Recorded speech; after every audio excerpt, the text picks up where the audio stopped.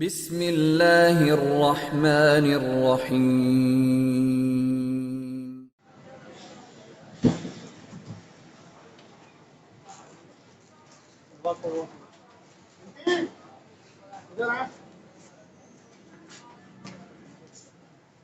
آگے بلا لیں۔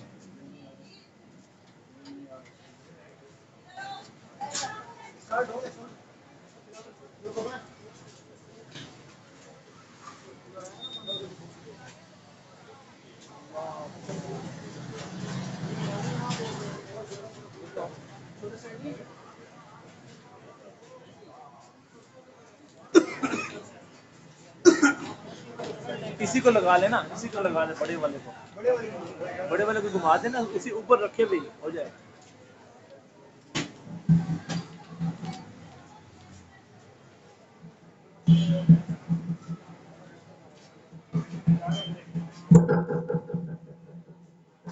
جو دوسرے والا لگا رہے ہیں ایزی ہو جائیں گے آپ، ٹھیک ہے رہنے۔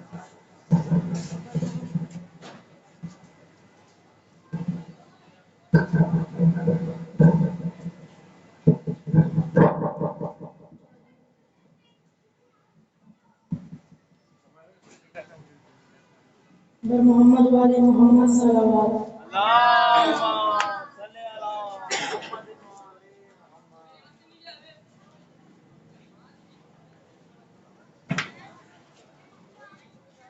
أعوذ بالله من الشيطان الرجيم.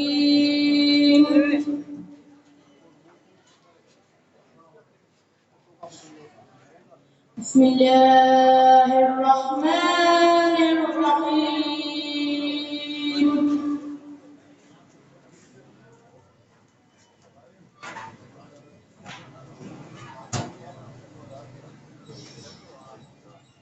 إذا الشمس كورت وإذا النجوم انكدرت وإذا الجبال سيرت وإذا العشار عطلت وإذا الوحوش حشرت وإذا البحار فجرت وإذا النفوس زوجت وإذا الموءودة سئلت بأي ذنب قتلت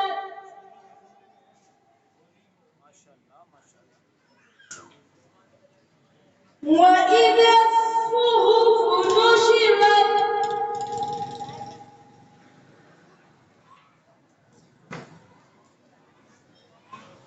وإذا السماء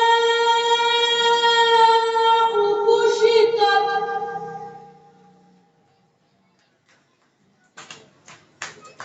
وإذا الجحيم سعرت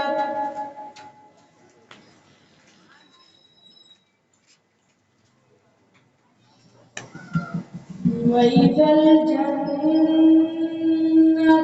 أزلفت علمت نفس ما أحضرت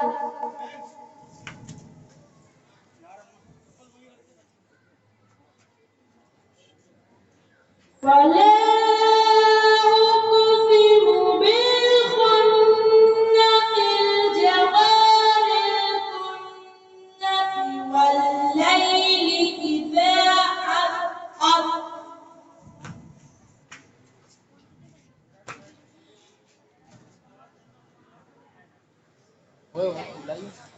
عسعس والصبح إذا تنفس إنه لقول رسول كريم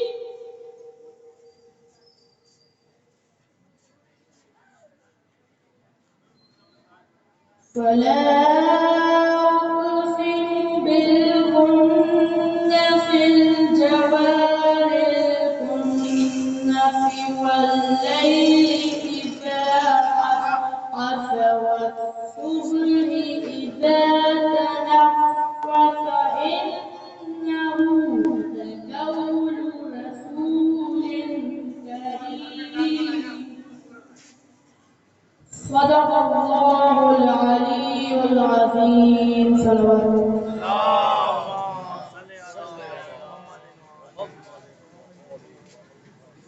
يا أيها الذين آمنوا صلوا عليه وسلموا تسليما اللهم صل على محمد وآل محمد. بسم الله الرحمن الرحيم. عن جابر بن عبد الله الأنصاري عن فاطمة الزهراء عليه السلام بنت رسول الله قال سمعت فاطمة أنها قالت دخل علي أبي رسول الله في بعض الأيام فقال السلام عليك يا فاطمة فقلت عليك السلام. قال إني أجد في بدني ضعفا فقلت له أعوذك بالله يا أبتاه من الضعف. فقال يا فاطمة ائتيني بالكساء اليماني فغطيني به فأتيته بالكساء اليماني فغطيته به وصرت أنظر إليه وإذا وجهه يتلألأ كأنه البدر في ليلة تمامه وكماله. فما كانت إلا ساعة وإذا بولدي الحسن قد أقبل وقال السلام عليك يا أماه فقلت عليك السلام يا قرة عيني وثمرة فؤادي. فقال يا أماه إني أشم عندك رائحة طيبة كأنها رائحة جد رسول الله. فقلت نعم إن جدك تحت الكساء. وأقبل الحسن نحو الكساء وقال السلام عليك يا جداه يا رسول الله أتأذن لي أن أدخل معك تحت الكساء. فقال وعليك السلام يا بلدي ويا صاحب حوضي قد أذنت لك. فدخل معه تحت الكساء. اللهم صل على محمد. فما كانت إلا ساعة وإذا بولدي الحسين قد أقبل وقال السلام عليك يا أماه. فقلت عليك السلام يا ولدي ويا قرة عيني وثمرة فؤادي. فقال لي يا أماه إني أشم عندك رائحة طيبة كأنها رائحة جد رسول الله. فقلت نعم إن جدك وأخاك تحت الكساء. فدنا الحسين نحو الكساء وقال السلام عليك يا جدا والسلام عليك يا من اختاره الله أتأذن لي أن أدخل معكما تحت الكساء. فقال وعليك السلام يا ولدي ويا شافع أمتي قد أذنت لك. فدخل معهما تحت الكساء. اللهم صل على محمد وعلى آله. فأقبل عند ذلك أبو الحسن علي بن أبي طالب وقال السلام عليك يا بنت رسول الله. فقلت وعليك السلام يا أبا الحسن ويا أمير المؤمنين. فقال يا فاطمة إني أشم عندك رائحة طيبة كأنها رائحة أخي وابن عم رسول الله. فقلت نعم ها هو مع ولديك تحت الكساء. وأقبل علي نحو الكساء وقال السلام عليك يا رسول الله أتأذن لي أن أكون معكم تحت الكساء؟ قال له وعليك السلام يا أخي ويا وصي وخليفتي وصاحب لوائي. قد أذنت لك فدخل علي تحت الكساء.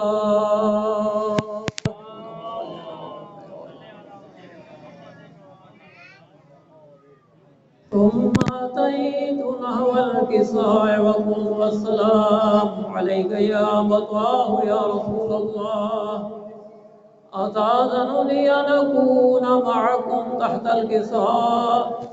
قال وعليك السلام يا بنتي ويا بنتي قد أذنت لك فدخلت تحت الكساء.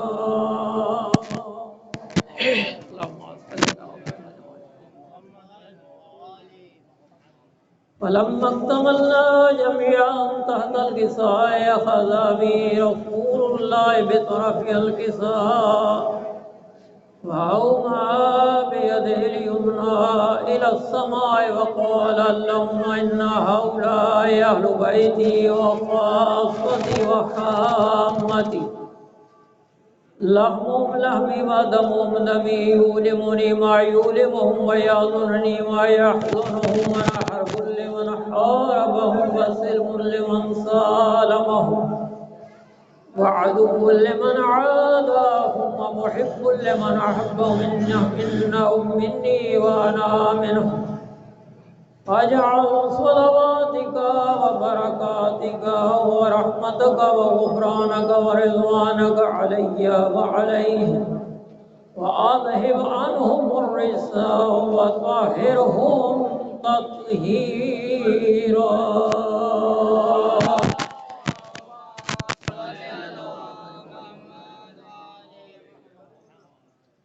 وقال الله عز وجل يا ملائكتي ويا سكان سماواتي إنما خلقت سماء مبنية ولا أرضا مدحية ولا قمرا منيرا ولا شمس مضية ولا فلكا يدور ولا بحر يجري ولا فلك يسري إلا في محبة هؤلاء الخمسة الذين هم تحت الكساء.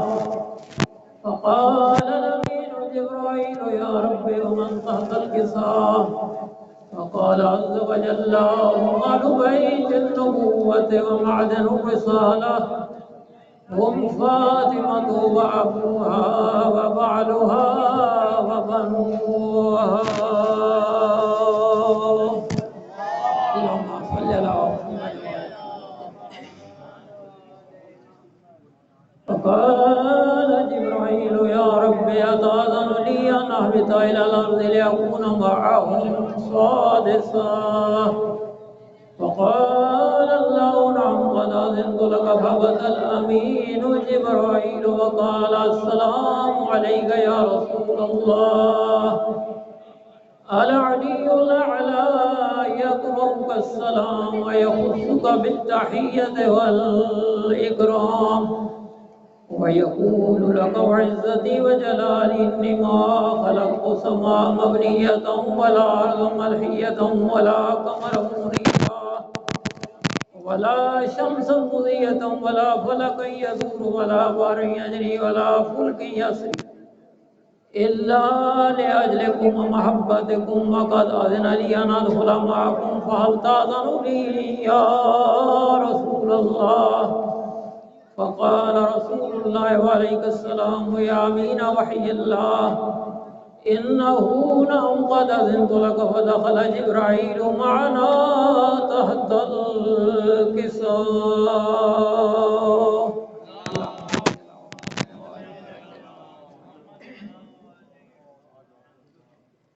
فقال اليمين الله قد أوحى إليكم يقول إنما يريد الله ليذهب عنكم الرجس أهل البيت ويطهركم تطهيرا. اللهم صل على محمد. فقال علي لأبي لما لجلوسنا هذا تحت الكساء من الفضل عند الله. فقال النبي صلى الله عليه وآله والذي بعثني بالحق نبيا واصطفاني بالرسالة نجيا ما ذكر خبرنا هذا في محفل من محافل آل العلو وفيه جمع من شيتنا محبين إلا ونزلت عليهم الرحمة وحفت بهم الملائكة واستغفرت لهم إلى أن يتفرقوا. فقال علي عليه السلام إذا والله فزنا وفاز شيتنا ورب الكعبة. فقال لي رسول الله صلى الله عليه وآله يا علي والذي بعثني بالحق نبيا واصطفاني بالرسالة نبيا ما ذكر خبرنا هذا في محافل آل العرب وفيه جمع من شيتنا محبين وفيه مهموم وفرج الله همه ولا مهموم إلا وكشف الله همه ولا طالب حاجة إلا وقضى الله حاجته. فقال علي عليه السلام إذا والله فزنا وسعدنا وكذلك شيتنا فازوا وسعدوا في الدنيا والآخرة ورب الكعبة.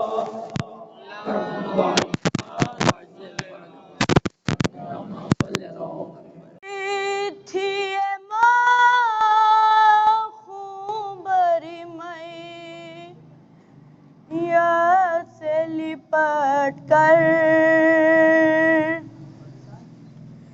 ہائے ہائے علی اکبر ہائے ہائے علی اکبر ارمان تھا پہناؤں گی پوشاک شہانی افسوس کے رسائی نہ تجھ کو یہ جوانی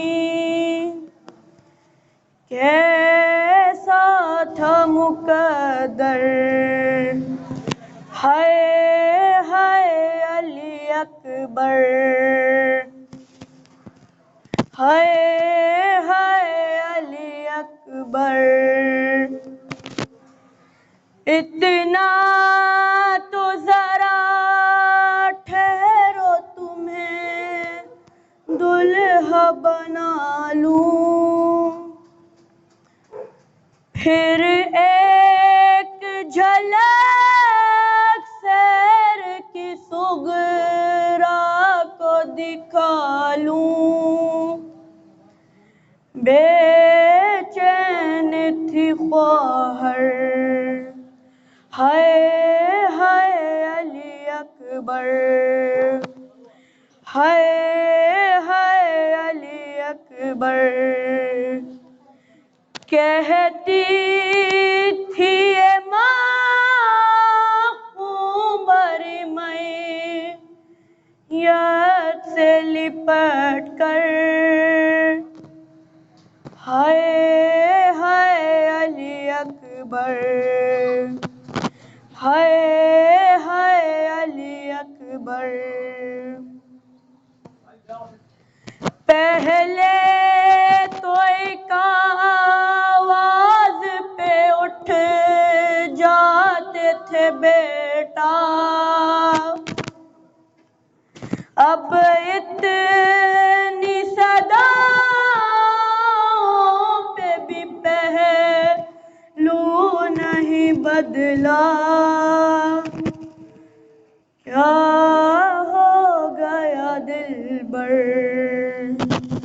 ہائے ہائے علی اکبر ہائے ہائے علی اکبر ماں تیری جدا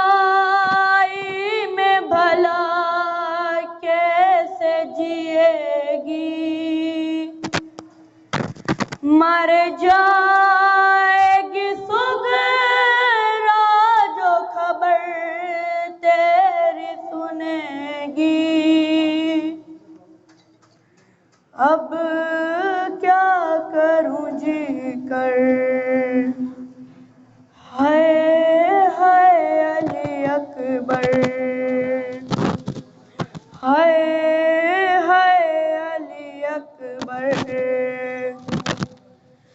تم ہچکیاں لے لے کے جو دم توڑ رہے ہو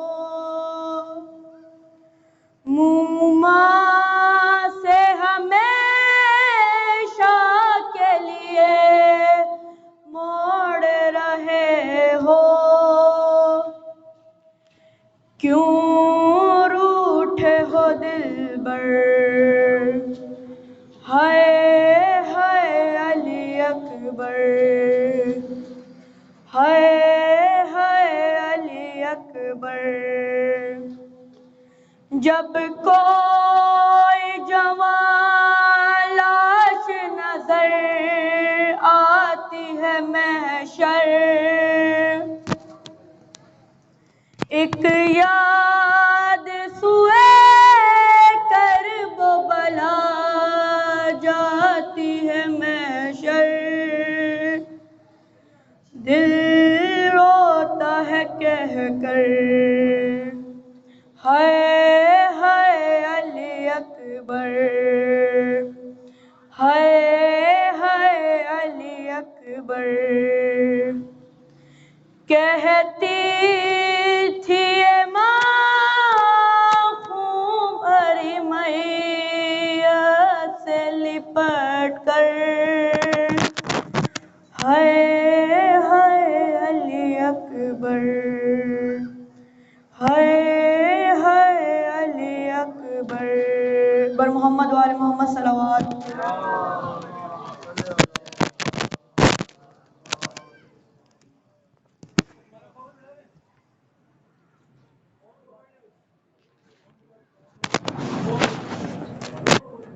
بر محمد وآل محمد صلوات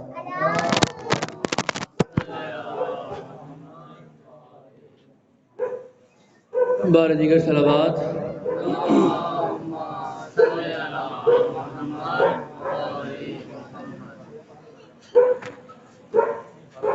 یہ سوچتا ہوں کہ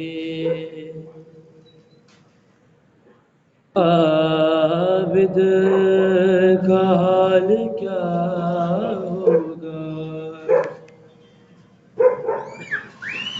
اسیر ہو کے جب شام میں گیا ہوگا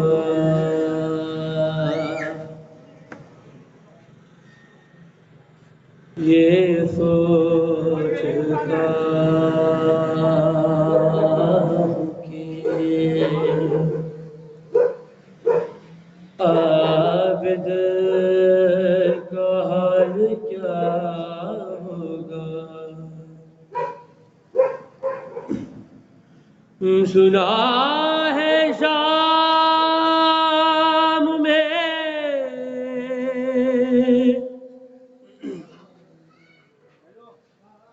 جا کے ہی پھول رونے لگا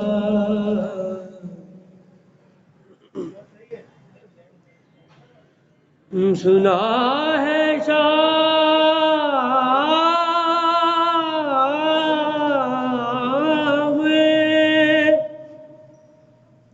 سنا ہے شام میں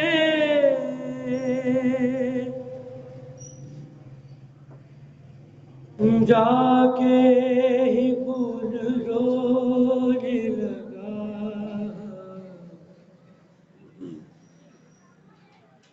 نہ جانے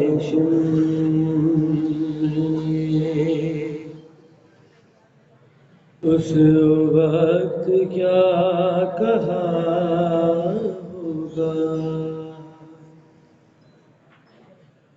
یہ سوچتا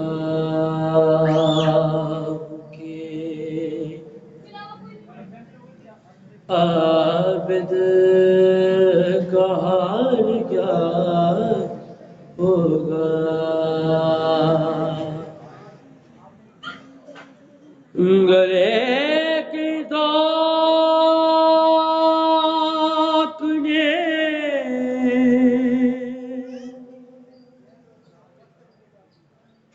عابد کو کیا جھکانا تھا،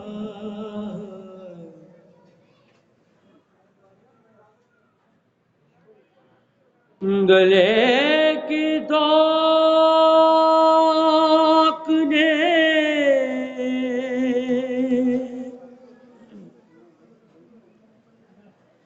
عابد کو کیا جھکانا تھا،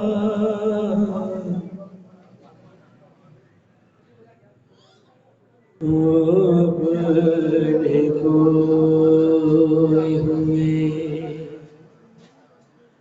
جان ڈھونڈتا ہوگا، یہ سوچتا ہوں کہ عابد کا حال کیا ہوگا،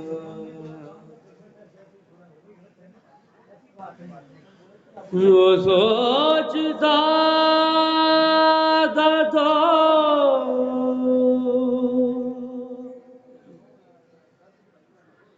ہوگا وطن کی شاہی کو،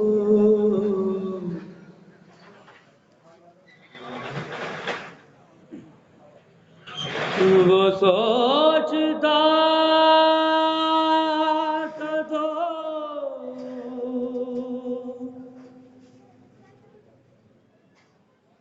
ہوگا وطن کی شاہی کو،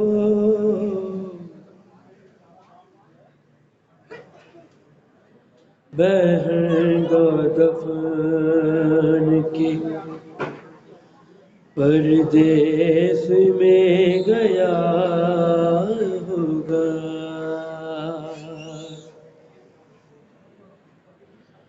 یہ سوچتا ہوں کہ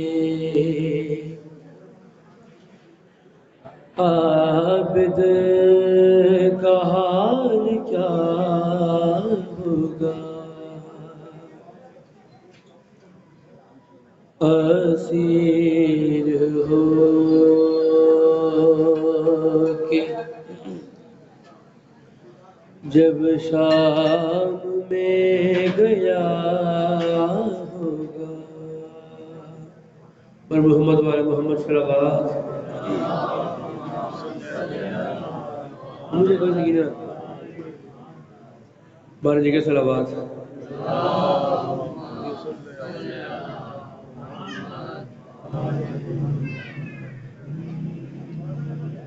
وہ خون رو کے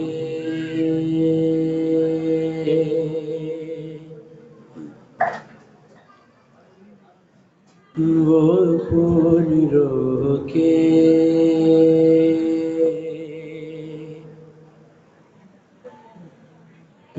کہتا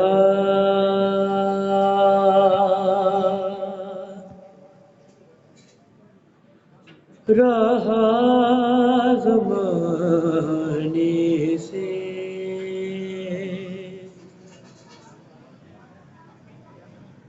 وہ خون رو کے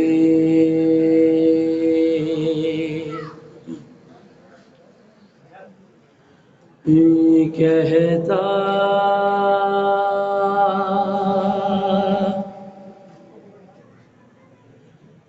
رہا زمانے سے،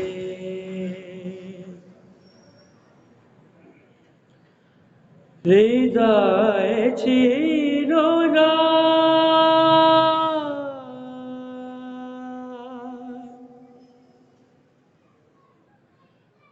ردائے چھینو نہ لوگوں میرے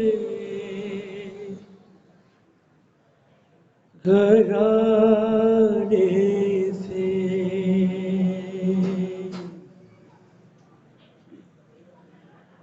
وہ خون روکے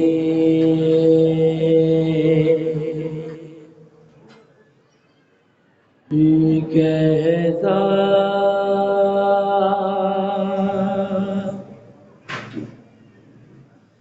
رہا زمانے سے سوال آپ پہ رونے پہ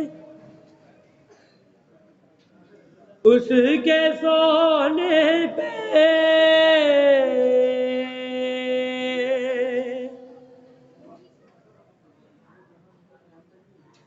سوال آپ پہ رونے پہ اس کے سونے پہ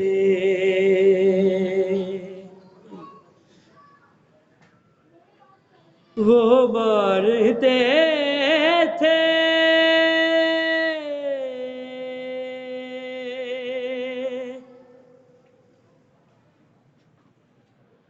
وہ مارتے تھے سکینہ کو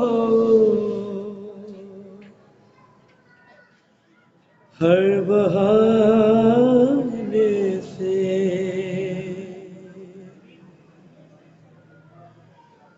وہ خون روکے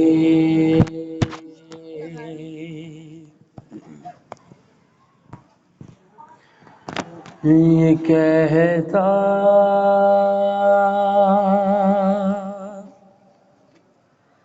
رہا زمانے سے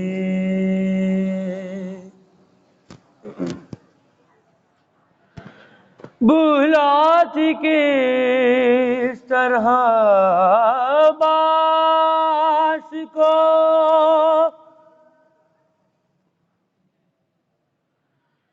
مدد کے لیے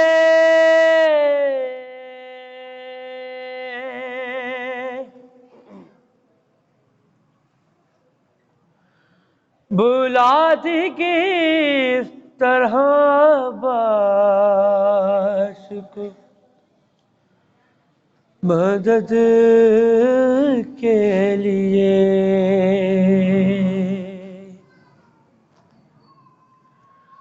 وہ بےردا تھی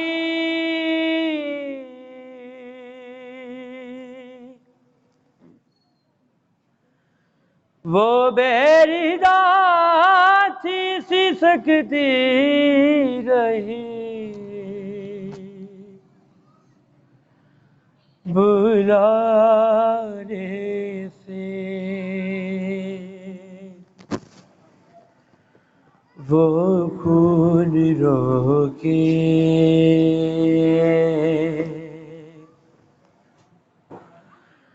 یہ کہتا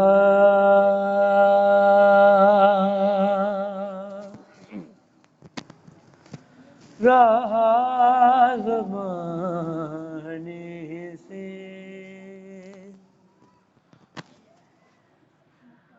سلایا جاتا تھا بے ہوش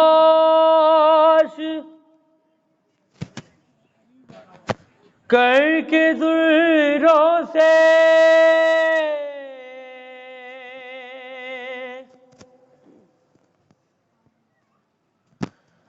سلایا جاتا تھا بے ہوش کر کے دوروں سے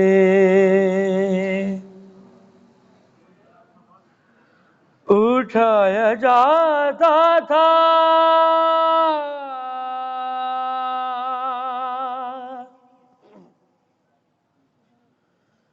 اٹھایا جاتا تھا عابد کو تازیانوں سے وہ خون روکے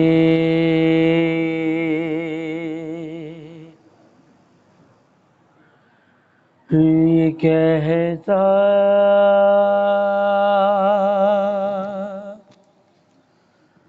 رہا زمانے سے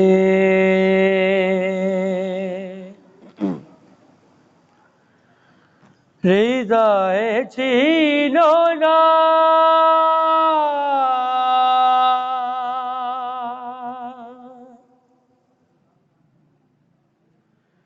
رضائے چھینو نا لوگو میرے گھرانے سے وہ خون روکے یہ کہتا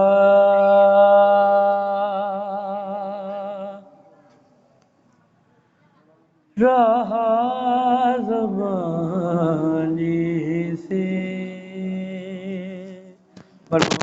محمد صلی اللہ علیہ وسلم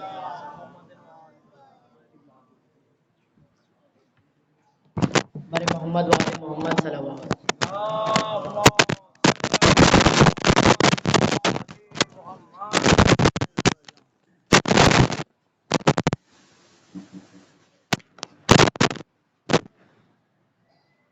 اب مجھے کوئی سکینہ نہیں کہتا بابا،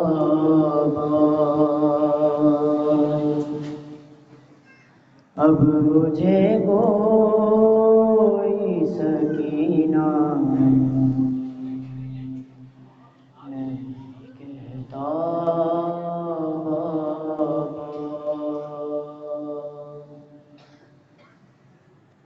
میں بیاں کیسے کروں اپنی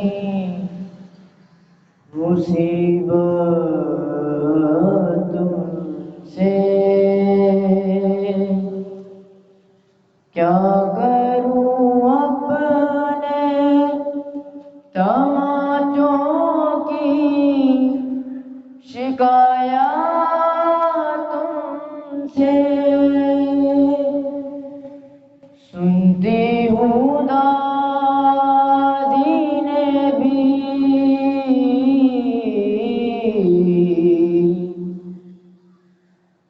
سنتی ہوں دادی نے بھی کھایا تماچا بابا، ہے اب مجھے کوئی سکینہ نہیں کہتا بابا، نیل رخساروں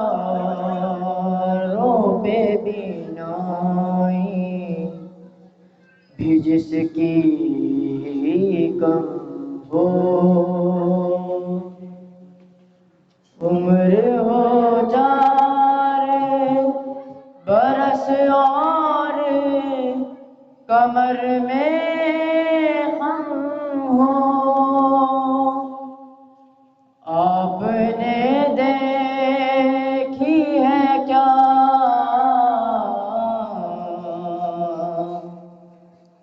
آپ نے دیکھی ہے کیا ایسی ضعیفہ بابا، ہے آج مجھے کوئی سکینہ نہیں کہتا بابا، بڑے محمد والے بالله من الشيطان الرجيم بسم الله الرحمن الرحيم الحمد لله رب العالمين بارئ الخلائق أجمعين والصلاة والسلام على سيد الأنبياء والمرسلين وعلى أهل بيته الطيبين الطاهرين المعصومين واللعنة الدائمة على أعدائهم أجمعين من يوم عداوتهم إلى قيام يوم الدين. أما بعد فقد قال الله تعالى في القرآن الحكيم وهو أصدق القائلين: أعوذ بالله من الشيطان الرجيم. بسم الله الرحمن الرحيم. هو الذي أرسل رسوله بالهدى ودين الحق ليظهره على الدين كله وكفى بالله شهيدا. صدق الله العلي العظيم. صلوات پڑھتے ہیں.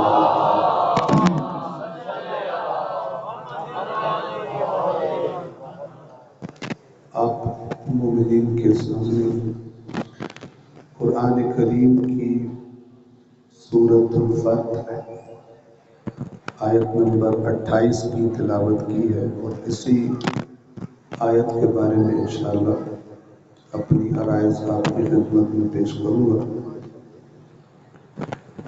اس آیت کریمہ میں اللہ تبارک و تعالی نے اپنے رسول پر ایمان لانے والوں سے ایک وعدہ فرمایا ہے، اور اس وعدے کا خلاصہ یہ ہے کہ جو دین اللہ کا آخری رسول لے کر آیا، ایک نہ ایک دن اللہ تبارک و تعالی اس دین کو تمام دنیا پر، تمام جہان پر غالب کر دے گا. آیت کریمہ کے ترجمے پہ غور فرمائیں. فرمایا هو الذی ارسل رسولہ بالہدی ودین الحق. وہی ذات ہے، یعنی اللہ وہی ذات ہے جس نے اپنے رسول کو بھیجا ہدایت دے کر اور دین حق دے کر. اس لیے بھیجا لِيُظْهِرَهُ عَلَى الدِّينِ كُلِّهِ، تاکہ ہر دین پر آخری رسول کے لائے ہوئے دین کو غالب کر دے، غلبہ عطا کر دے. اور اگر کسی کے ذہن میں جائے کہ یہ پکی خبر ہے، یا ہو سکتا ہے ہو سکتا ہے نہ ہو، خاص طور پر آج امت اسلام آپس کی لڑائیوں کی وجہ سے، آپس کی نفرتوں کی وجہ سے، فرقہ واریت کی جنگ کی وجہ سے جس حالت کا شکار ہو گئی ہے دوسری قوموں کے مقابلے میں، تو انسان سوچتا ہے کہ آیا دوبارہ اسلام پوری دنیا پہ غلبہ پائے گا؟ اتنی طاقتور قوم ہے، اتنی زیادہ اسلحے اور ٹیکنالوجی کے اعتبار سے اور اقتصادی اعتبار سے اتنے طاقتور، اور مسلمان آپس میں بٹے ہوئے، تقسیم شدہ، ایک دوسرے سے نفرت کرنے والے. غلبہ پانے کے لیے تو ضروری ہوتا ہے کہ سب اکٹھے ہوں. متفرق لوگ، گروہ بندیوں کا شکار لوگ، ان کو اللہ تعالیٰ غلبہ عطا نہیں کرتا. غلبہ تو اللہ تعالیٰ متحد لوگوں کو عطا کرتا ہے. تو انسان پھر تعجب کرتا ہے کہ یہ تو حالت نہیں لگتی. صلوات پڑھ دیجئے محمد والے.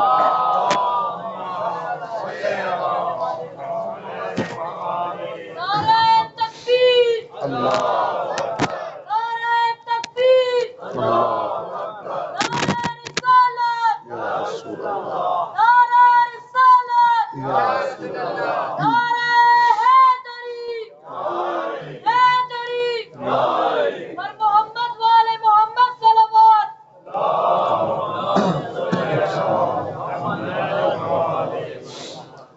تو مسلمانوں کے آثار تو نہیں لگتے، نہ ہی کوئی ارادہ لگتا ہے ان کا کہ ان کے اندر اتنی جان پیدا ہو جائے کہ یہ دوبارہ پوری دنیا پر اللہ کے رسول کے دین کو غالب کر دیں۔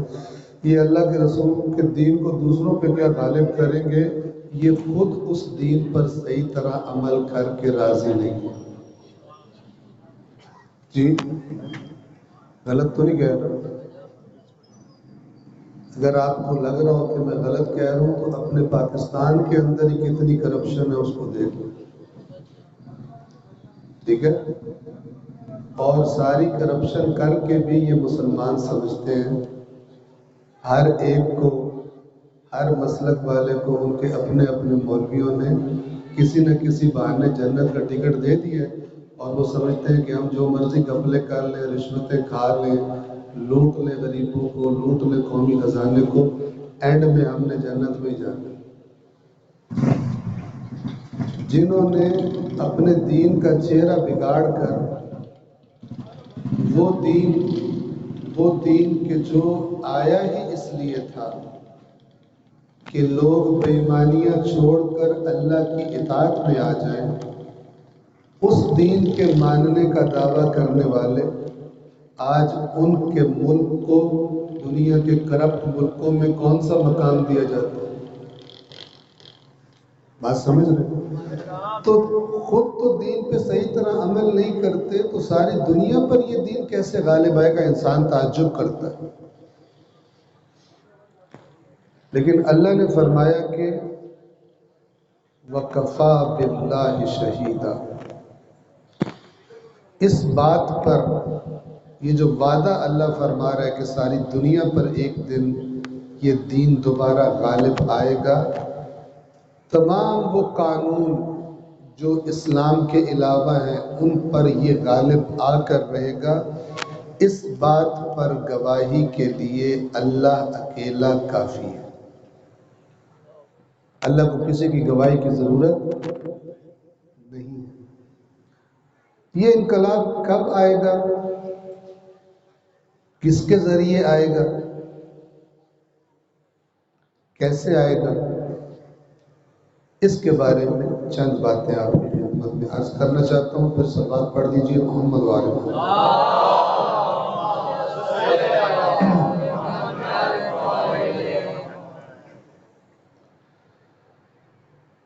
عام طور پر مزاج یہ بن چکا ہے کہ شیعہ اہل سنت کی جن معاملات میں آپس میں اختلاف ہو وہی چیزیں زیادہ بیان کی جاتی ہیں۔ ایسا ہے یا نہیں؟ جی صرف اختلافی باتیں اتنی زیادہ بیان کی جاتی ہیں، اور عوام کے مزاج بھی ایسے ہی بن گئے، انہیں بھی تبھی مزہ آتا ہے جب مطلب اپنے مسلک کا مولانا دوسرے مسلک کی آ کر تفتیش کرے اور ان کو برا بھلا کہے اور ان کو غلط ثابت کرے، تو زیادہ انجوائے کرتے ہیں سننے والے۔ یہ مزاج اتنا زیادہ ہو گیا ہے بیان کرنے والوں میں بھی اور سننے والی عوام میں بھی کہ ایسا لگتا ہے مسلمانوں کے مختلف فرقوں کے درمیان کوئی چیز مشترک ہے ہی نہیں۔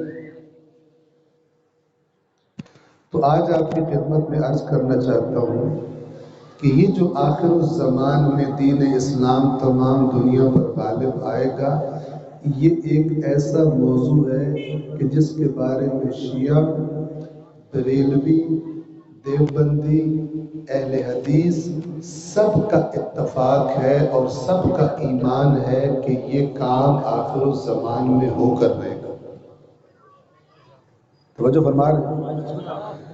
کون کرے گا اس پر بھی اتفاق ہے، وہ کس خاندان میں سے ہوگا، کس نسل میں سے ہوگا، اس پر بھی اتفاق ہے۔ وہ جب آئے گا تو کیا کرے گا اس پر بھی اتفاق ہے۔ توجہ فرما رہے ہیں؟ ان ساری باتوں پر اتفاق ہے، شیعہ اور سنی دونوں کی حدیث اس پر گواہی دیتی ہے، لیکن ایک آدھی بات میں اختلاف بھی ہے۔ لیکن ہم اتنے سمجھدار قوم ہیں کہ ساری اتفاقی باتوں کو چھوڑ کر جس بات پہ لڑائی ہو سکتی ہے اس کو چنتے ہیں کہ صرف اسی پہ بات کرنی ہے، اتفاقی چیزوں پر بات نہیں کرنی۔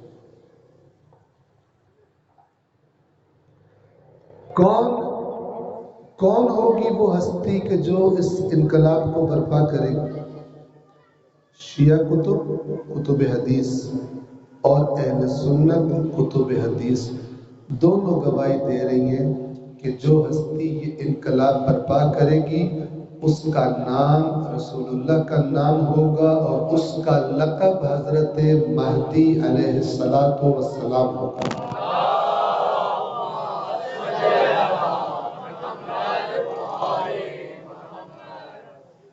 توجہ فرما رہے ہیں؟ یہ امام آخر الزمان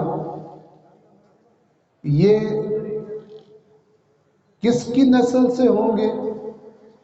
اس بات پر بھی شیعہ اور اہل سنت کی حدیث کا اتفاق ہے کہ یہ محمد مصطفیٰ کی نسل سے ہوں گے صلی اللہ علیہ وآلہ وسلم۔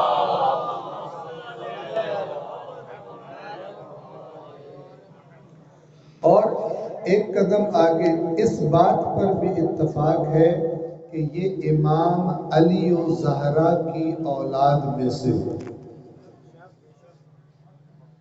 حضرت علی اور حضرت زہرا کی جو نسل ہے امام مہدی اس نسل میں سے ہو۔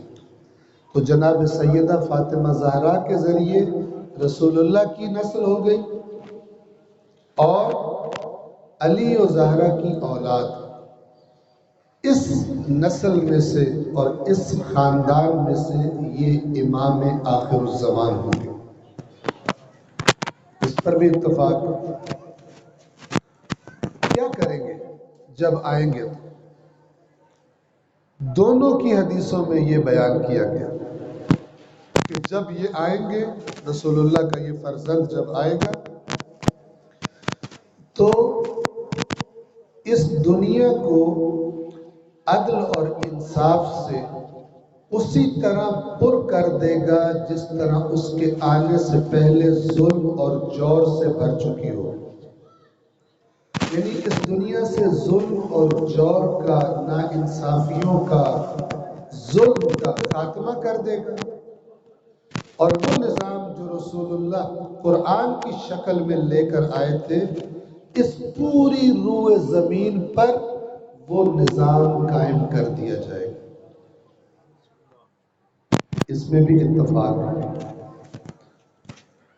لیکن وہ قوم بھی کیا کہ جو لڑائی کے لیے بہانہ نہ ڈھونڈے۔ ٹھیک ہے، تو ایک بات میں اختلاف بھی ہے، اور وہ اختلاف کیا ہے؟ وہ اختلاف یہ ہے کہ اہل تشیع ہمارے پاس جو خاندان اہل بیت کے ذریعے فرامین پہنچے ہیں ان کے مطابق یہ آخری امام اس دنیا میں تشریف لا چکے ہیں اور امام حسن عسکری علیہ السلام کے فرزند ہیں۔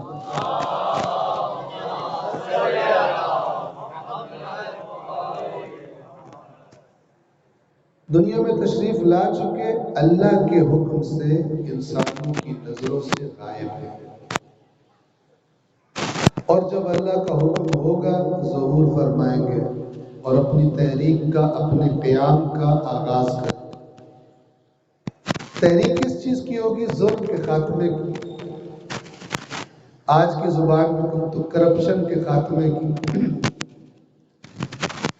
بے ایمانیوں کے خاتمے کی، حرام خوریوں کے خاتمے کی، طاقتور غریب کو لوٹ لے، صاحب اقتدار مجبور عوام کو لوٹے، ان سب چیزوں کے خلاف تحریک ہوگی رسول اللہ کے اس فرزند کی تحریک۔ اور یہ تحریک کامیاب بھی ہوگی نہ صرف کسی ایک علاقے میں بلکہ لیظہرہ علی الدین کلہ، اس پوری روئے زمین پر جتنے قانون اور زندگی کے نظریات ہیں سب پر اللہ کے آخری رسول کا لایا ہوا نظریہ دین غالب آ جائے گا.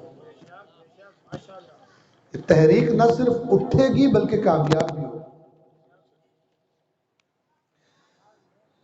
تو اہل تشیع کی جو احادیث ہیں ان کے مطابق وہ تشریف لا چکے دنیا میں لیکن نظروں سے غائب ہیں، اور برادران اہل سنت کی احادیث کے مطابق وہ دنیا میں تشریف نہیں لائے. ان کی ولادت ہوگی لیکن یہ ضرور ہے کہ انہوں نے آنا ہے.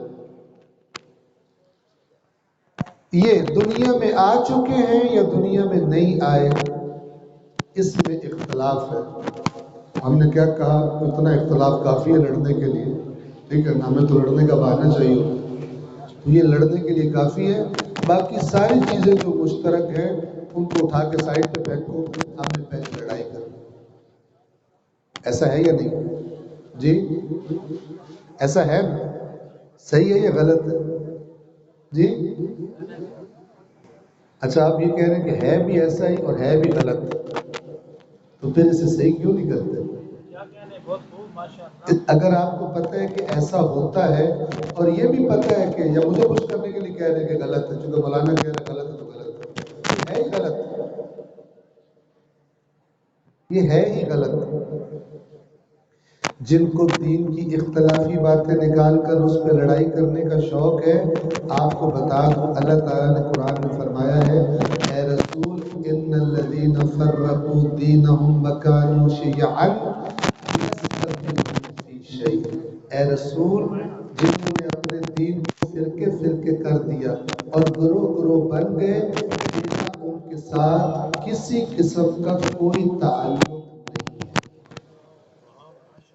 جو تو نے امت بنائی تھی جن میں اس کو توڑنے کا شوق ہے، پارٹیاں بنانے کا، فرقے بنانے کا، گروپ بنانے کا، اور تو جو ساری دنیا کے لیے چاہتا تھا کہ کوئی جہنم میں نہ جائے، ساروں کی نجات ہو جائے، جنت میں جائے، اب تیرا نام لینے والے غیر مسلم تو دور کی بات ہے، ان کو تو مسلمان بھی جنت میں جاتے ہوئے اچھے نہیں لگتے، کہتے ہیں صرف ہماری پارٹی جنت میں جائے گی باقی سارے جہنم میں جائیں گے. اے رسول ان مزاجوں کا تیرے ساتھ کسی قسم کا کوئی تعلق نہیں.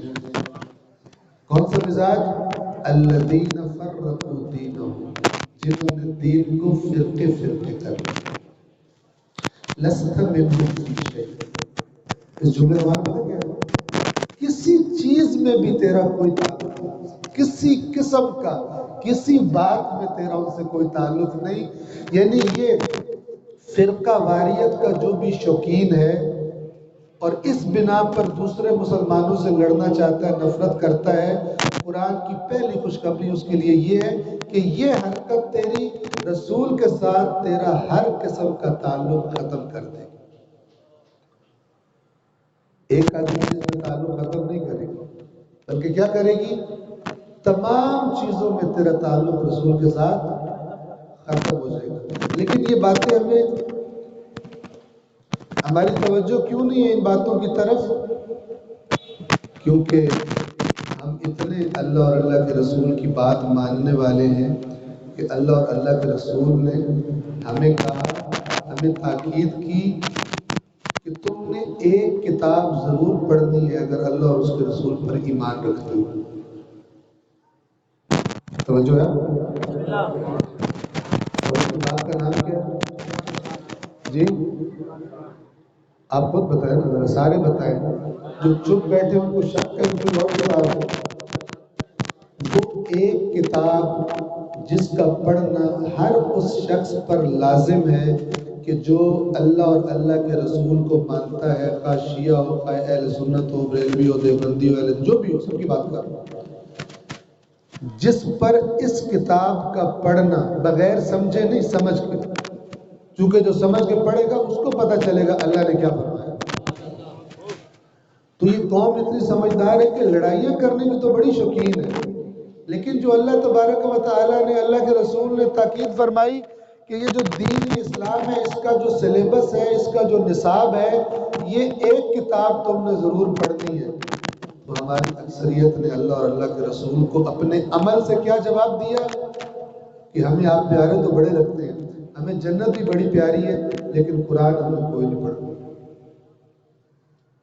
صحیح کہہ رہا ہوں غلط کہہ رہا ہوں؟ جی مجھے خوش نہ کریں، اپنے معاشرے پر ایک نگاہ ڈالیں، قرآن لوگ کتنا پڑھتے ہیں ہدایت دینے کے لیے، اور پھر جواب دیں ایمانداری سے۔ اکثریت مسلمانوں کی قرآن میں صرف سمجھ کے دین اسلام کو پڑھنے کی سمجھنے کی کوشش کرتے ہیں یا نہیں کرتے؟ جی پھر آپ خود بتائیں کتنے سمجھدار لوگ ہیں۔ اس میں کوئی فرق نہیں ہے، شیعہ ہو تو بریلوی ہو تو دیوبندی ہو تو اہل حدیث ہو، فرق نہیں۔ تو جب ایک امت اللہ کی دی ہوئی سب سے قیمتی نعمت قرآن مجید جب اس کی ہی بے قدری کرے، ساری حدیثوں کے باوجود، ساری تاکیدوں کے باوجود جو قوم قرآن کی بے قدری ہو گئی ہے، تو وہ اللہ سے کس رحمت کی توقع لگا کے بیٹھی ہے؟ کیونکہ اللہ یہ وعدہ فرماتا ہے کہ میری رحمتیں ان پر نازل ہوں گی جو میری اطاعت کریں گے۔ کہاں فرماتا ہے؟ قرآن میں فرماتا ہے۔ صلوات پڑھیے محمد و آل محمد۔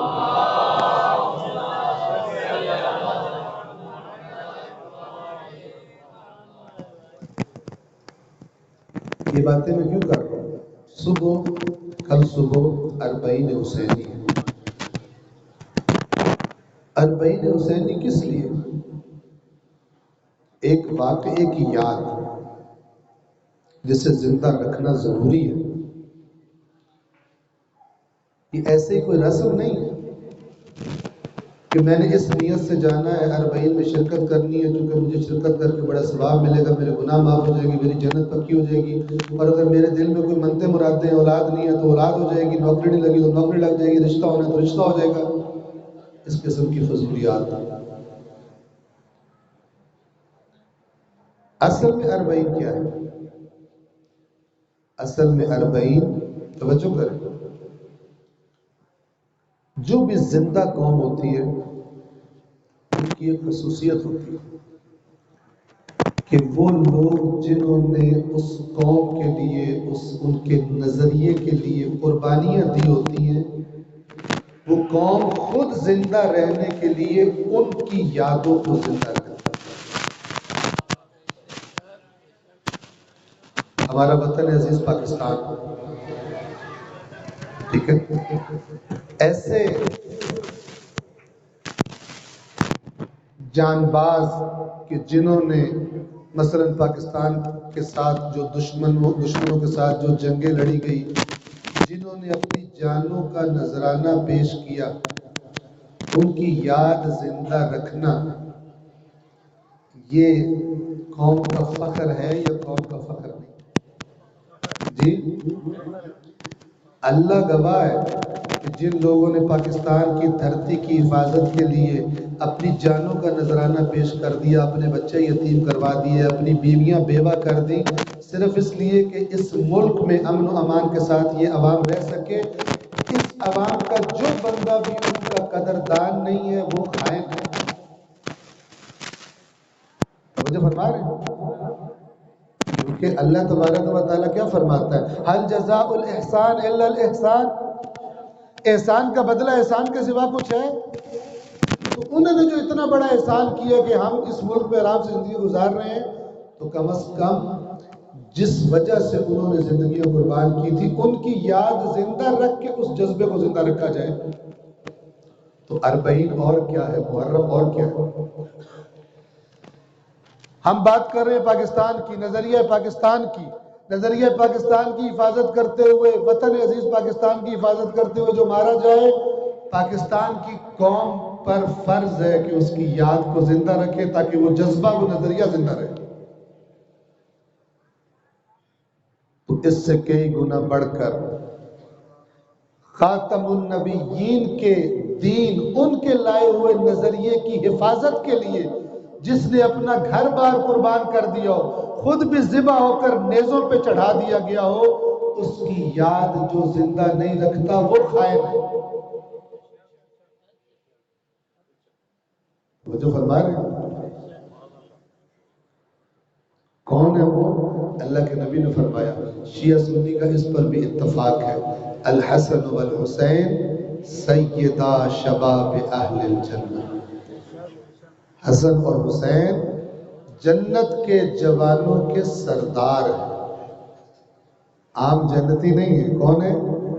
سردار ہے۔ توجہ کر رہے ہیں؟ اب دیکھیے یہ جو آخر الزمان میں کہ کب آئے گا اللہ بہتر جانتا ہے، کل آ جائے یا 100 سال بعد آئے خدا بہتر جانتا ہے۔ یہ جو انقلاب آئے گا امام مہدی علیہ السلام کے ذریعے، توجہ سے سن لیں، یہ انقلاب عدل اور انصاف کا انقلاب ہوگا، ظلم کے خاتمے کا انقلاب ہوگا،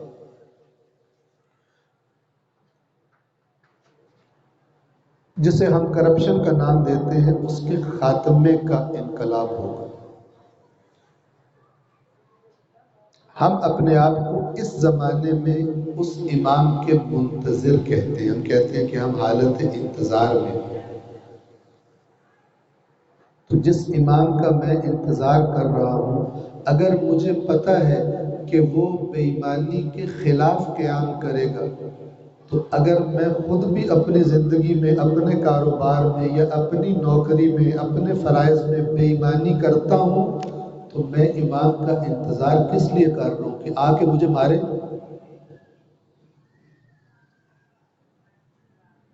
یہاں پر میں کہا کرتا ہوں، توجہ کیجئے گا تاکہ بات سمجھ میں آئے۔ کبھی چور پولیس کا انتظار کرتے دیکھا ہے آپ نے؟ جی نہیں دیکھا نا؟ کبھی کبھی ہوتا ہے کہ چور پولیس کا انتظار کر رہا ہوں، ہمارے پاکستان میں بھی ہو سکتا ہے۔ کب ہو سکتا ہے؟ کہ جب وہ پولیس کو منتھلی دیتا ہوں اور کہیں چوری کرتے ہوئے پکڑا جائے، عوام پکڑ لے، اب وہ پولیس کا انتظار کرتا ہے کہ آئے اور مجھے بہانے سے چھڑوا کے، یہ جو جوتے مارے گے مجھے، ان سے چھڑوا کے لے جائے اور ہمیں تھانے میں کارروائی کر کے مجھے چھوڑ دے۔ صرف اس کیس میں چور پولیس کا انتظار کرتا ہے۔ لیکن اگر پولیس ایماندار ہو اور جو اس کا فرض بنتا ہے چور کے ساتھ کرنے کا وہی کرنے والی پولیس ہو، اور چور کو یہ پتہ ہو، تو چور کبھی پولیس کا انتظار۔ اب یہ جو امام کا انتظار بھی کر رہا ہو اور خود بھی اپنے شعبے میں بے ایمانی میں سب سے آگے ہو، اس کا مطلب ہے یا تو وہ امام کو جانتا نہیں کہ وہ آ کر کیا کریں گے، توجہ فرما رہے ہیں، کسی نے اس کو اپنے امام کا غلط تعارف کروایا ہے۔ صلوات پڑھ دیجئے محمد والے۔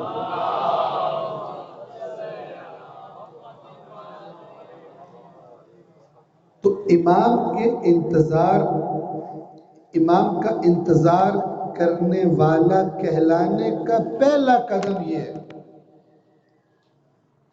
کہ انسان اپنے اندر سے اگر کوئی بے ایمانی مسئلہ موجود ہے تو اس بے ایمانی کو ختم کر دے۔ توجہ فرما رہے؟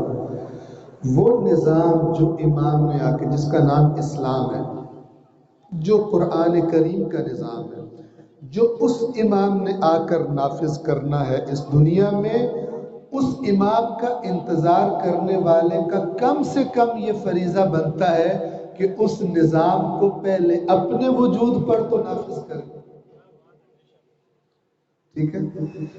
جو اپنے وجود کو بھی دین اسلام کے مطابق نہیں بنا سکتا،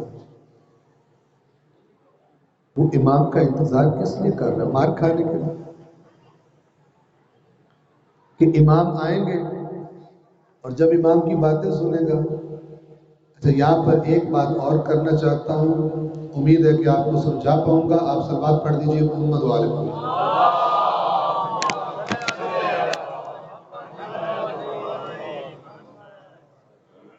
پھر یہ جو بات کر رہا ہوں، یہ کم و بیش سارے مسلمان مسالک کے اندر یہ بیماری پائی جاتی ہے، کہیں تھوڑی کہیں زیادہ۔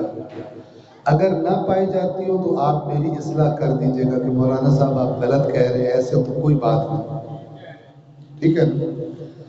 وہ کیا بیماری ہے کہ پچھلی جو قومیں تھیں نبیوں کی، ان کے ساتھ بھی شیطان نے یہ حرکت کی تھی، اور اللہ کے آخری رسول کی امت کے ساتھ بھی شیطان نے یہ حرکت کی۔ یہ اس کے بڑی تجربات کے بعد آزمایا ہوا اس کا پلان ہے۔ جہاں اس کو وہ اس پلان کو نافذ کرتا ہے، لاگو کرتا ہے، بڑے اچھے رزلٹ شیطان لیتا ہے اس پلان سے۔ اور وہ کیا پلان ہے؟ وہ پلان یہ ہے کہ شیطان آہستہ آہستہ جو نبی رستہ بتا کر گیا اس رستے کو تبدیل کروا دیتا ہے لوگوں کے ذہنوں میں۔ نبی کہہ کر گیا، نبی تو وہ کہہ کر گیا جو قرآن مجید میں لکھا ہوا ہے، ٹھیک ہے، لیکن ابلیس کیا کرتا ہے کہ نبی کے نام پر کچھ ایسی باتیں اس کی امت کے اندر شامل کروا دیتا ہے کہ جو نبی کہہ رہا تھا کہ جنت میں وہ جائے گا جو اللہ کا فرما بردار ہوگا، جو ایماندار ہوگا، جو حلال کھاتا ہوگا، رشوت مثال کے طور پہ نہیں کھائے گا، وہ جنت میں جائے گا۔ اللہ کا نبی تو یہ کہہ فرما کے گیا، قرآن تو یہ فرما رہا ہے، لیکن شیطان ایسی چیزیں مکس کرتا ہے آ کر امت میں کہ وہ کیا سمجھتے ہیں کہ یہ جو میں دفتر میں بے ایمانی کرتا ہوں نا، اس کے بعد اگر میں مسجد میں چندہ دے دوں نا، جو میں نے آج مثلا 1,00,000 روپیہ رشوت کا کھایا ہے، اگر اس میں سے 5,000 میں مسجد میں دے دوں یا مدرسے میں 10,000 دے دوں یا غریبوں کو میں کھانا کھلا دوں، تو اللہ تعالیٰ کہے گا باقی 90,000 کا ڈکار مار جا، وہ تیرے اوپر حلال ہے۔ یہ کون سا دین ہے؟ یہ شیطانی دین ہے۔ شیطانی دین کی ایک کیلکولیشن آپ کو بتاتا ہوں۔ ایک بندے نے کسی کی جیب کاٹی، 100 روپیہ نکال لیا۔ اب اس کا دوست دیکھ رہا تھا، 100 روپیہ نکالنا، اس کی جیب سے جیب کاٹی، پھر 100 روپے کا چینج لیا اور 10 روپے اللہ کے راستے میں صدقہ دے دیا۔ اس کے دوست نے کہا تو نے یہ کیا کیا؟ تو اس نے کہا کہ تم نے قرآن نہیں پڑھا بے وقوف جاہل؟ میں نے تو نہیں پڑھا، تو بتا دے۔ اس نے کہا قرآن میں اللہ نے فرمایا ہے کہ ایک نیکی جو کرے گا اس کو ملٹیپلائڈ بائی 10 ثواب ملے گا، اور جو برائی کرے گا اس کو اسی ایک ہی برائی کا گناہ ملے گا۔ قرآن میں لکھا کہ نہیں؟ اس نے کہا قرآن میں لکھا۔ اس نے کہا میں نے کتنے کی پاکٹ ماری؟ اس نے کہا 100 روپے۔ اس نے کہا میں نے کتنا صدقہ دیا؟ اس نے کہا 10 روپے۔ اس نے کہا 10 ملٹیپلائڈ بائی 10 کتنا ہو گیا؟ 100، باقی 90 روپے بیلنس ہو گیا۔ 100 کی چوری 100 کی سزا ملے گی نا، ادھر 100 کا صدقہ دے کے بیلنس کر دیا اور 90 روپے مجھے بھائی۔ ایسے مسلمان بکثرت پائے جاتے ہیں، چاہے ان کی اپنی توجہ نہ بھی ہو۔ اب یہاں پر ایک قرآن کی بات سن لیں۔ آپ مجھے یہ بتائیے کہ اگر کوئی بندہ ملاوٹ کر کے حرام کے پیسے کمائے، ٹھیک ہے، یا کوئی بندہ رشوت لے کے پیسے کمائے، اس کے بعد وہ اس پیسے سے حج کرنے چلا جائے، آپ کے خیال میں آپ کو کیا لگتا ہے؟ حج قبول ہوگا یا قبول نہیں ہوگا؟ ٹھیک ہے، قبول نہیں ہوگا بالکل۔ لیکن کئی لوگ ایسے ہیں کہ جو سارا سال گھپلے کرتے ہیں اور اینڈ میں کہتے ہیں حج کر لو، کیونکہ حج جب بندہ کرتا ہے تو ایسا ہو جاتا ہے گناہوں سے پاک جیسے آج ماں کے شکم سے دنیا میں آیا۔ وہ اسلام جو ان چیزوں کو ختم کرنے آیا تھا بے ایمانیوں کو، اسی اسلام کے نام پر اس نے گھپلے کرنے کا لائسنس لیا ہو۔ سال بھر حرام کھاؤ، پھر ایک عمرہ کر لو، پھر ایک حج کر لو، یا مثال کے طور پر زیارت پہ چلے جاؤ امام حسین کی، امام رضا علیہ السلام کی زیارت کر لو، کیونکہ مولانا صاحب نے بتایا ہے کہ سارے گناہ معاف ہو جاتے ہیں۔ اب یہ بے ایمان سارا سال غریبوں پہ ظلم کر کے ان کے پیسے کھا کر اور جا کر حج کرتا ہے، زیارت کرتا ہے، اور واپس آ کے سمجھتا ہے میرے پچھلے معاف ہو گئے، اب نئے سرے سے پھر لوٹ مار شروع کر دیں۔ اور ان سے بڑے وہ بے ایمان ہیں کہ جو قومی خزانہ لوٹتے ہیں، بڑے بڑے افسر، وہ جو کرپٹ ہیں ان کی بات کر رہا ہوں، بڑے بڑے افسر، بڑے بڑے سیاستدان پورے ملک پوری قوم کا خزانہ لوٹتے ہیں، پھر اسی خزانے کی خرچے پر حج پہ جاتے ہیں اور وہاں جا کے سمجھتے ہیں کہ ہمارے گناہ سارے معاف ہو۔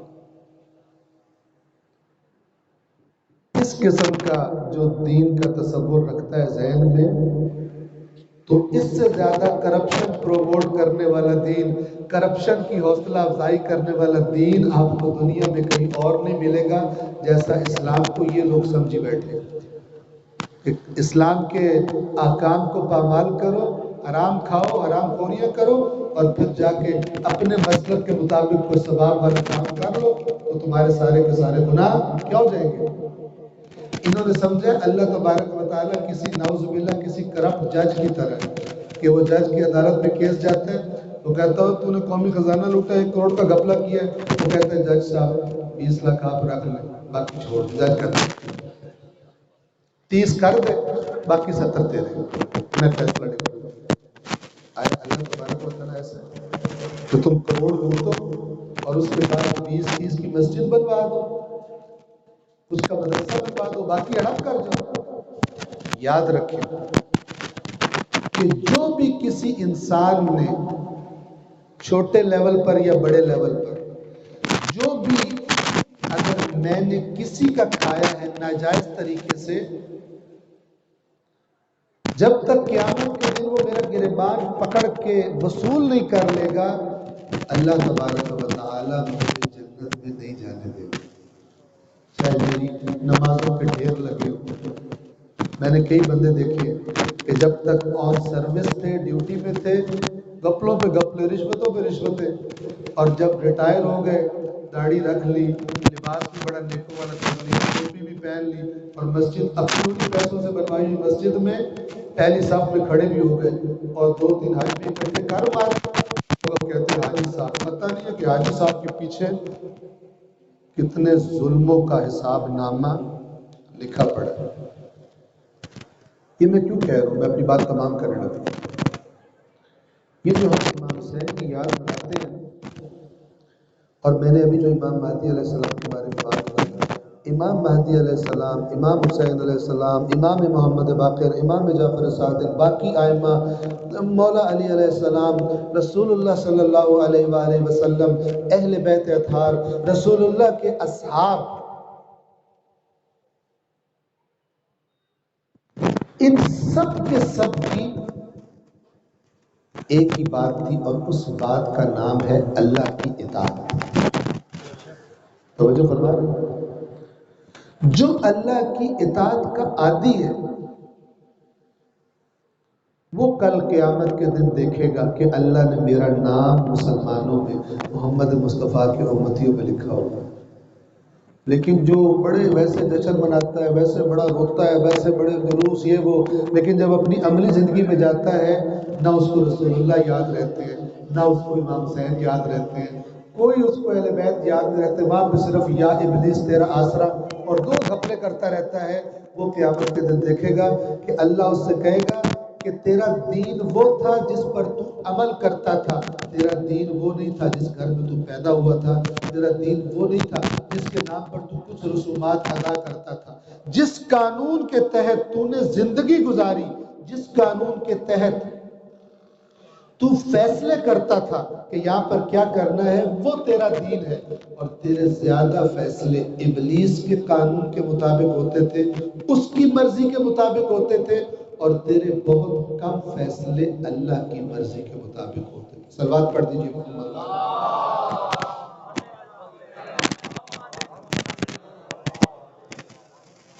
بات کو تمام کرنے کی طرف لاؤں،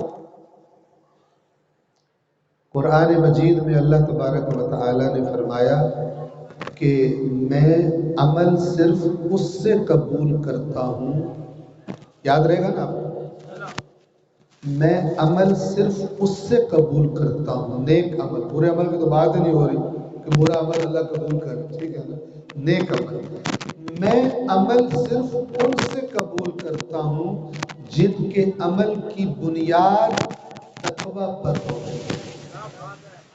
جن کے عمل کی بنیاد کس پہ ہوتی ہے؟ تقوی والوں کو کیا کہتے ہیں عربی زبان میں؟ متقین۔ تقوی والوں کو کیا کہتے ہیں؟ متقین۔ بس جتنا متقین کے بارے میں 1-2 باتیں سن لیجیے، 1-2 نکتے، اور مجلس تمام توجہ فرمائیں۔ اللہ نے فرمایا میں عمل صرف متقین سے قبول کرتا ہوں۔ قرآن کے لفظ کیا ہے؟ انما یتقبل اللہ من المتقین، اللہ صرف متقین سے قبول کرتا ہے۔ انما کا معنی ہوتا ہے صرف، فقط، یتقبل اللہ، اللہ قبول کرتا ہے صرف کن سے؟ من المتقین. رشوت خور متقی ہوتا ہے کہ نہیں ہوتا؟ جی اپنی نوکری میں جاب میں بے ایمانی کرنے والا متقی ہے یا نہیں؟ ٹھیک ہے، باس کو پتہ نہیں چلا نیچے گپلے کر رہا ہے چیزوں کی خرید و فروخت میں، متقی ہے یا متقی نہیں ہے؟ متقی نہیں ہے. اب اس قسم کی آمدنی سے جو نیکیاں کرے گا قبول ہوگی قبول نہیں ہوگی؟ جی چاہے بڑے سے بڑا مولوی کہے او تیرے بڑے اونچے مقام جنت میں، اللہ کا قرآن کہہ رہے ہیں اللہ نے قبول ہی نہیں کیا، مقام تو بات ہو گئی.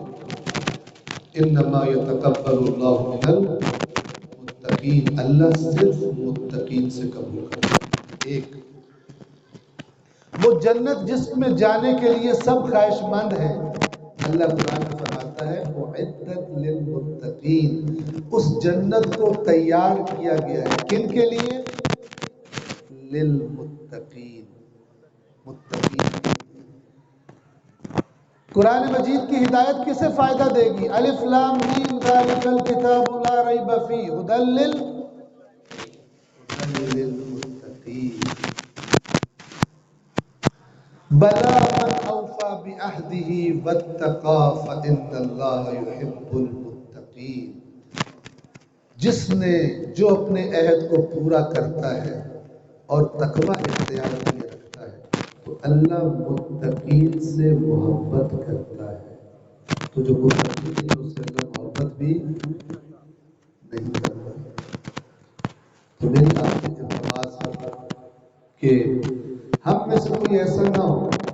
اکثر ہم جب محفلوں میں بیٹھتے ہیں تو ایک رونا رو رہے ہوتے ہیں، خاص طور پہ جب پیٹرول کی اچانک قیمت بڑھ جائے، جب کھانے چیز کی قیمت بڑھ جائے تو ہر بندہ اپنے کوئی دکان پہ، کوئی گھر میں، کوئی کہیں دوستوں میں بیٹھ کر کیا حکمرانوں کو کوسنے دے رہے ہوتے ہیں کہ یار یہ لٹیرے لوٹ کے کھا گئے، مار گئے، کرپٹ ہیں، بے ایمان ہیں، لوٹ گئے ملک کا خزانہ، ہمارا بیڑا غرق کر دیا عوام کا. اب یہ جو بندے اس طرح کی باتیں کر، ان میں سے کچھ ایسے ہوتے ہیں کہ جو اپنے لیول پر اسی طرح کرپشن کر رہے ہوتے ہیں جس طرح جن کو کوسنے دے رہے ہیں وہ کرپٹ ہیں. تو ایک مثال کے طور پر ایک بندے نے ایک تصویر بنائی اور وہ تصویر شیئر کی کہ ایک دودھ بیچنے والا دودھ کے برتن میں جس میں دودھ پڑا ہوا ہے بالٹی پانی کیوں دے رہا ہے، ٹھیک ہے، اور ساتھ میں اللہ سے دعا مانگ رہے ہیں یا اللہ ہمیں کرپٹ حکمرانوں سے نجات عطا فرما. جتنی اس کی طاقت ہے یہ نہیں بخش رہا، جن کو یہ کاٹ سکتا ہے، جن کا پیٹ یہ پھاڑ سکتا ہے یہ نہیں بخش رہا. لیکن جو بڑے درندے اور جانور ہیں کہ جن کی حرام خوری کی وجہ سے پتہ نہیں کتنی موتیں ہو جاتی ہیں، کتنے بچے پڑھائی سے محروم رہ جاتے ہیں، کتنوں کو علاج کا موقع نہیں ملتا، جو بڑے لٹیرے ہیں ان کے لیے بد دعا کرتا ہے لیکن اپنی طاقت کے مطابق یہ بھی کرپشن میں کوئی کمی نہیں کرتا. تو آج یہ جو شب اربعین ہے، شب اربعین امام حسین ہے، یہ در حقیقت امام حسین علیہ السلام کے قیام کی یاد کو زندہ رکھنے ہے. ہم امام کے مصائب پر روتے ہیں، گریہ کرتے ہیں، گریہ کرنا چاہیے. گریہ انسان کے دل کو نرم کر دیتا ہے اور زیادہ جوڑ دیتا ہے ان ہستیوں کے ساتھ. ظاہر انسان اسی کے لیے اس کی آنکھوں میں آنسو آتے ہیں جس سے محبت کرتا ہو، جسے دل میں عزیز رکھتا ہو. تو یہ اللہ تعالیٰ کی بڑی نعمت ہے، کیونکہ جب انسان کا دل، آپ کو پتہ دنیا میں لگے انسان دنیا کے کام کر کر کر کے دل سخت ہو جاتا ہے، لیکن نام حسین کی برکت، حسین کے مصائب کی برکت سے دل نرم ہوتے ہیں، اور جب دل نرم ہوتے ہیں تو دل خدا کے قریب ہوتے ہیں. سخت دل خدا سے دور ہے، نرم دل خدا سے قریب ہے. آنسو والی آنکھ خدا کو پسند ہے. دنیا کے لیے رونے والی نہیں، آخرت کے لیے رونے والی، اللہ کے ولی کے لیے رونے والی، کیونکہ اللہ کے ولی کی یاد اللہ سے قریب کرتی ہے. امام حسین کی یاد خدا سے قریب کرتی ہے. جب امام حسین کی یاد آئے گی امام حسین کی شخصیت بھی میرے ذہن میں آئے گی. امام حسین کی شخصیت میرے ذہن میں آئے گی، میں سوچوں گا حسین پر یہ ظلم کیوں ہوا، صفات والے تھے اور حسین کے ساتھی کون سی صفات والے تھے. میں جس کو یاد کر رہا ہوں میرے نبی نے فرمایا تھا وہ جوانان جنت کا سردار ہوگا. تو حسین نے کیا بڑا کام کیا کہ اللہ کے نبی نے پہلے سے اللہ کے حکم سے فرماتے ہیں جوانان جنت کا سردار ہوگا. تو میں دیکھوں تو صحیح حسین کیا چاہتے تھے. حسین نے اتنا بڑا کام کیا کس لیے کیا تھا؟ آپ کو پتہ چلے گا کہ اللہ کے نبی حسین کے جد حسین کے نانا جو محنت کر کے گئے اس محنت کو خطرے میں دیکھ کر حسین گھر نہ بیٹھ سکے.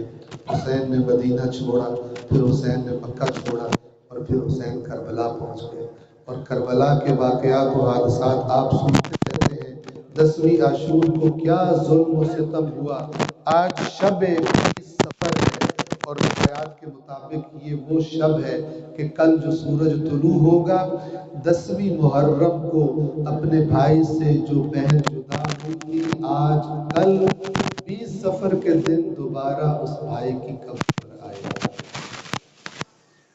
خوش نصیب ہیں وہ لوگ کہ جن کے قدم آج کربلا کی سرزمین پر یا تو موجود ہیں اور یا وہ کچھ دور ہیں اور چل کر کربلا کے قریب جا رہے ہیں. اس طرح وہ کربلا سے قریب ہو رہے ہیں. 61 ہجری کے اسی رات میں سید سجاد, بی بی زینب, بی بی ام کلثوم اور اس اسیروں کے قافلے کے جو افراد تھے وہ اسی رات میں شاید کہیں چل رہے تھے اور آہستہ آہستہ کربلا کے قریب ہو رہے تھے. 2 واقعات ہیں جو آپ کی خدمت میں عرض کرنا چاہوں گا.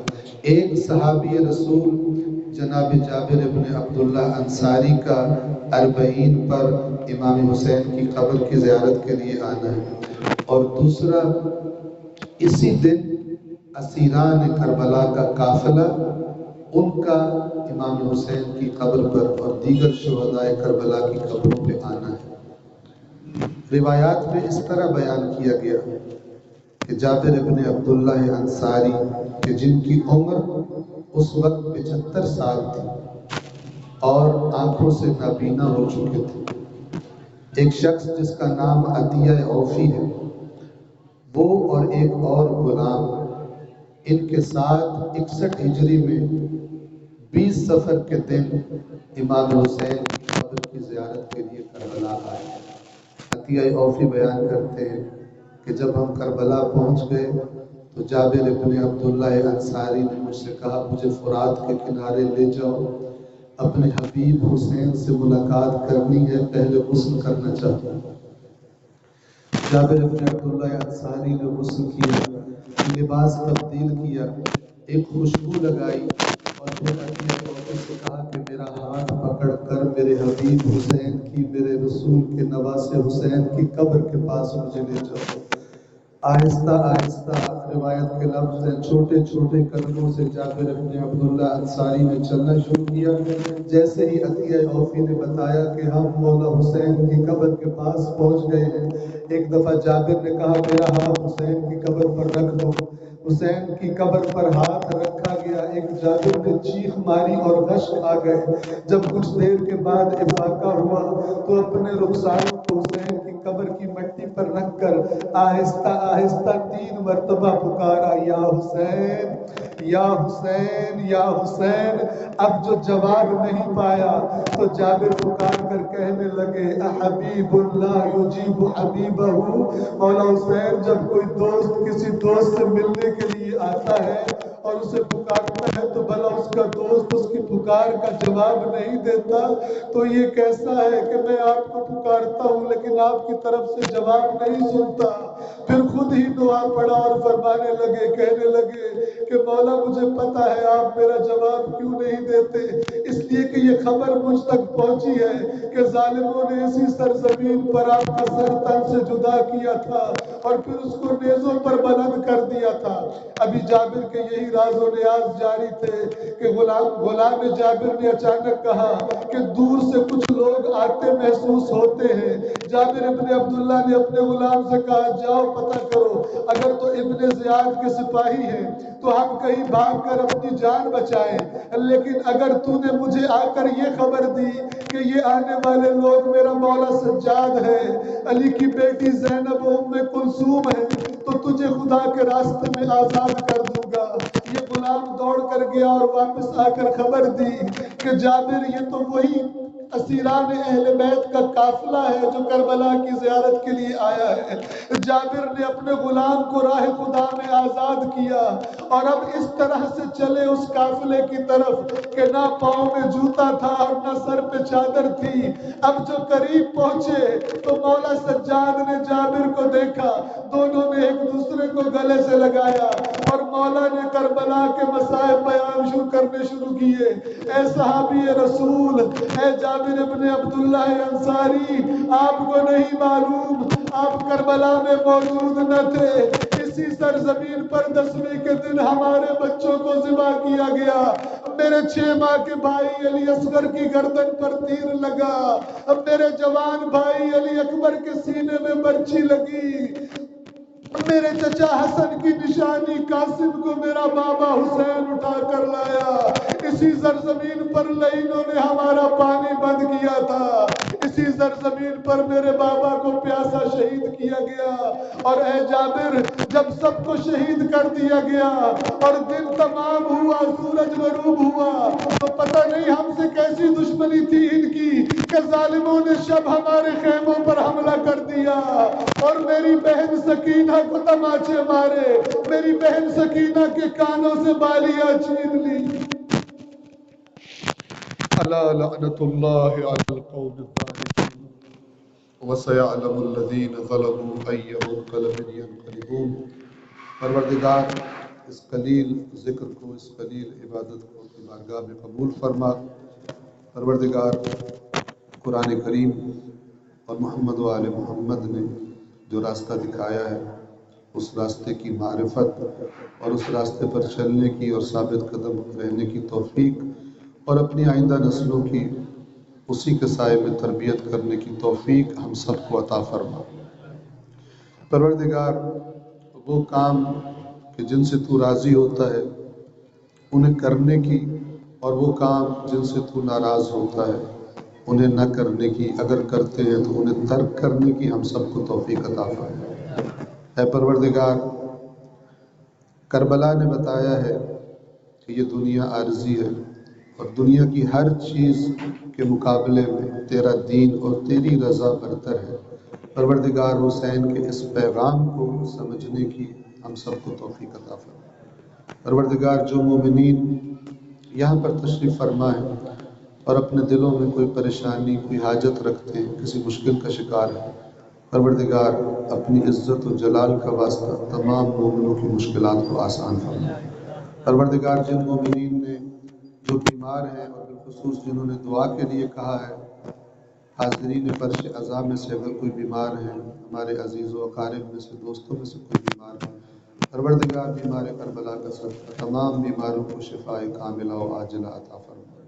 اے پروردگار جو مرحومین ہم سے پہلے اس فانی دنیا سے رخصت ہو کر تیری بارگاہ میں پہنچ چکے ہیں، تیرے مہمان ہیں، بالخصوص فرش عزا پر حاضر مومنین کے مرحومین اور سید کرم حسین زیدی، سیدہ خوشنود زہرا زیدی، سید نظر حسین زیدی، سید قمر حسین زیدی، سیدہ حضور جہاں زیدی، پروردگار تمام مرحومین کے درجات کو بلند فرما، اپنی خصوصی رحمتوں میں انہیں جگہ عطا فرما۔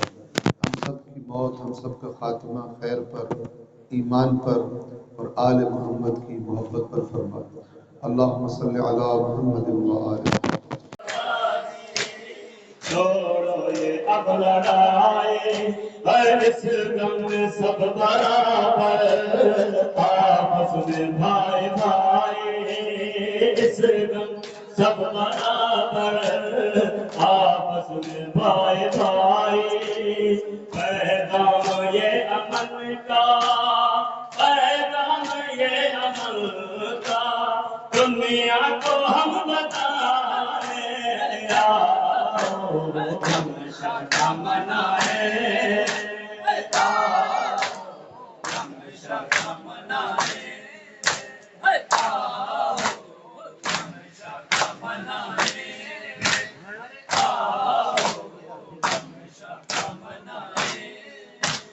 کسی ایک کا نہیں ہے یہ غم ہے ہر مذہب کا، کسی ایک کا نہیں ہے، یہ دم ہے ہر مذہب کا، ہر ہندو نہ کوئی مسلم، میرا حسین سب کا، مسلم میرا حسین سب کا، آ جاؤ سارے مل کے، آ جاؤ سارے مل کے، ماتم کی سب بچائے، آؤ ہمیشہ کا منائے،